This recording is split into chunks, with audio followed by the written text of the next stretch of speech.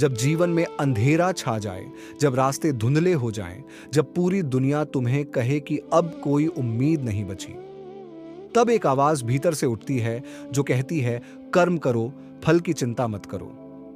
भगवत गीता में श्री कृष्ण कहते हैं, श्रद्धावान लभते ज्ञानम, अर्थात जो श्रद्धा रखता है वही सच्चा ज्ञान प्राप्त करता है।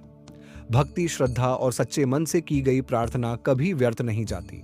भले ही समय लगे, लेकिन जब भगवान देते हैं तो कल्पना से कहीं ज्यादा देते हैं।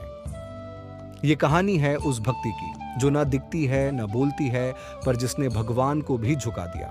क्योंकि सच्चा प्रेम न शोर करता है, न दिखावा, बस बहता है, जैसे एक लोटा जल। एक लोटा जल। बहुत समय पहले की बात है। उत्तर भारत के एक गांव में एक बूढ़ी औरत रहती थी। नाम था शांति देवी। उसका कोई परिवार नहीं था, बस एक छोटी सी झोपड़ी, 2 रोटियां और भगवान शंकर की एक छोटी सी मूर्ति ही उसकी दुनिया थी।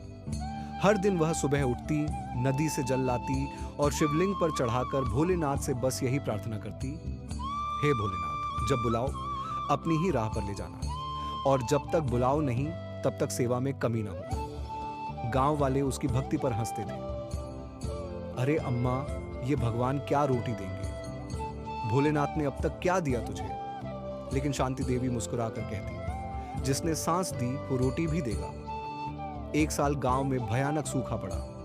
खेत सूख गए, कुएं सूख गए, लोग गांव छोड़ने लगे। शांति देवी भी कमजोर हो गई, लेकिन उसकी भक्ति कभी नहीं डगमगाई। रोज वह नदी की सूखी धार में दूर तक जाती, जहां थोड़ी सी नमी होती, मिट्टी खोदती और कुछ बूंदें जल की निकालकर लोटे में भर लाती। गांव वाले अब उस पर तरस खाने लगे। बोले, अब तो छोड़ दे अम्मा, ये पूजा पाठ, भगवान को तुझसे क्या मतलब। लेकिन उसी रात अजीब बात हुई। शिव मंदिर में रखे शिवलिंग से हल्की सी रोशनी निकली। गांव के कुछ लोग डरकर मंदिर की ओर भागे। वहां देखा शिवलिंग से धीरे धीरे जल टपक रहा था, जैसे कोई अदृश्य हाथ अभिषेक कर रहा हो। गांव के पुजारी ने तपस्वी भाव से आंखें बंद की और कहा, ये चमत्कार है, ये उस अम्मा की तपस्या का फल है जिसने हर दिन एक लोटा जल भोलेनाथ को समर्पित किया। सुबह होते होते बादल घिरे।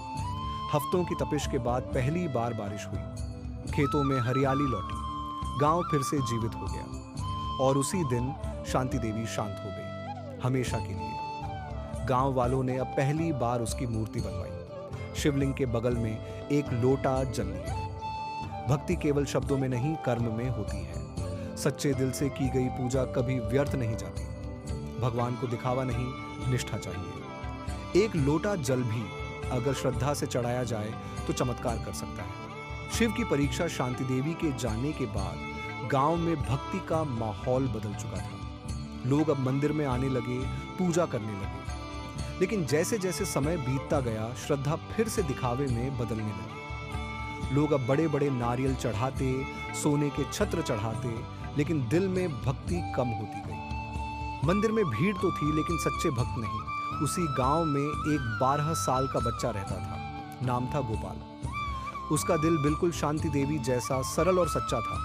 उसका परिवार गरीब था, लेकिन हर सुबह वह मंदिर आता, शिवलिंग पर बस एक बिल्वपत्र और कुछ जल चढ़ाता और आंखें बंद करके प्रार्थना करता, भोलेनाथ, मुझे कुछ नहीं चाहिए, बस आपका साथ बना रहे। लोग उसका मजाक उड़ाते, अरे छोटू, तू एक पत्ता चढ़ाकर भगवान को मना लेगा। लेकिन गोपाल मुस्कुराकर कहता, शिव को पत्ता नहीं, प्रेम चाहिए। एक दिन गांव में अचानक खबर फैली, मंदिर के शिवलिंग से तेज रोशनी निकल रही है। पुजारी और गांव वाले इकट्ठा हुए। वहां देखा चला, शिवलिंग पर हर कोई कुछ न कुछ चढ़ा रहा था, लेकिन कुछ भी टिक नहीं रहा था। नारियल गिर जाते, दूध सूख जाता, सोने की परत झड़ जाती। तभी गोपाल आया। उसके पास कुछ नहीं था, बस एक सूखा बिल्वपत्र और थोड़ी सी नदियों से लाई जल की बूंदें। उसने चुपचाप चढ़ाया और सिर झुकाया, और चमत्कार हुआ। शिवलिंग फिर से चमकने लगा। मंदिर में घंटियां अपने आप बज उठीं और हवा में मंत्र गूंजने लगे। पुजारी ने घोषणा की, यह शिव की परीक्षा थी। उन्होंने देखा किसके भीतर सच्ची भक्ति है, और उन्होंने फिर वही चुना जो शांति देवी की तरह प्रेम से भरा हुआ था। भगवान दिखावे से नहीं, भावना से प्रसन्न होते हैं। एक बड़ा चढ़ावा भी भगवान तक नहीं पहुंच सकता अगर उसमें प्रेम ना हो। लेकिन एक पत्ता अगर प्रेम से चढ़ाया जाए तो भगवान स्वयं उतर आते हैं।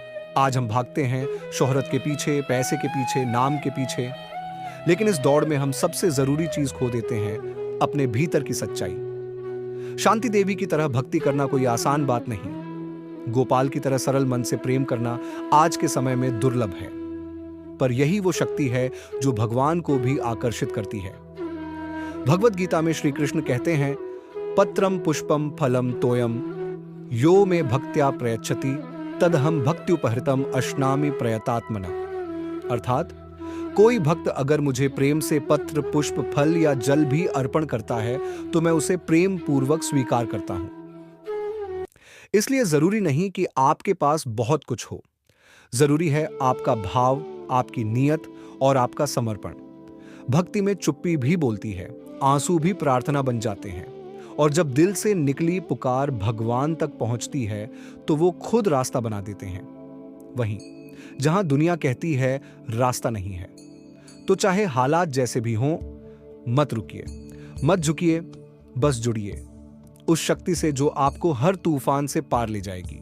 क्योंकि जब भक्ति सच्ची हो तो एक लोटा जल भी किस्मत बदल देता है। अगर आप भी भक्ति के मार्ग पर चलना चाहते हैं, अगर आप चाहते हैं कि हर दिन आपके जीवन में श्री कृष्ण के दिव्य ज्ञान की एक नई किरण उदय हो, तो आज ही जुड़िए हमारे साथ कृष्ण के संदेश पर, जहां हम प्रतिदिन लाते हैं श्रीमद् भगवत गीता, भक्ति और अध्यात्म से जुड़े वो अमूल्य संदेश जो आपके जीवन को बदल सकते हैं।